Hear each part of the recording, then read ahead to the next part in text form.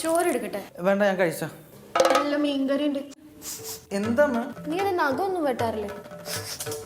എന്താ മണത്ത് നോക്കണോ എന്റെ കൈ? എന്നാ മണത്ത് നോക്ക്.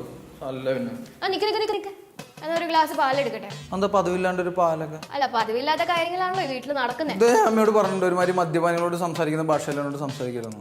അച്ചോടോ നമ്മുടെ മോനെ, ഈ സൂചിയിൽ നൂലൊന്ന് കോർത്ത്. Why not? സിമ്പിൾ അല്ല. എന്താടാ? ഒന്നുമില്ല, നൂല്. സൂചിയുടെ ഒട്ട കാണാൻ ബുദ്ധിമുട്ടുണ്ടോ? നല്ല കലക്കനായിട്ട് കാണാം. എന്നാ മോനത് നിങ്ങടെ തന്നെ. എന്താ അമ്മേ? വെള്ളം അടിച്ചൊരു ബോധമില്ലാണ്ട് മുട്ടു സൂചിയിലാണോ നീ നൂല് ഓർക്കുന്നേ?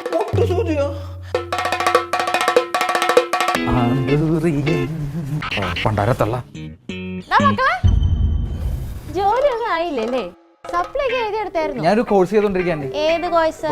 പബ്ജി. ഈ സപ്ലൈ ഉള്ളവരെയൊക്കെ ബജിയിൽ എടുക്കും. അയ്യോ, സപ്ലൈ ഉള്ളവരെ അവിടെ വേണ്ടത്. ആ, പഠിക്കാൻ വിട്ടപ്പോ പഠിക്കണായിരുന്നേ. നമ്മളൊക്കെ നല്ല കാലത്ത് പഠിച്ചോണ്ട് ഇവിടം വരെയൊക്കെ എത്തി. എവിടം വരെ? ഞാൻ മോനോടെ സപ്ലൈ ഒക്കെ എഴുതിയെടുക്കുന്ന കാര്യം പറയുമായിരുന്നു.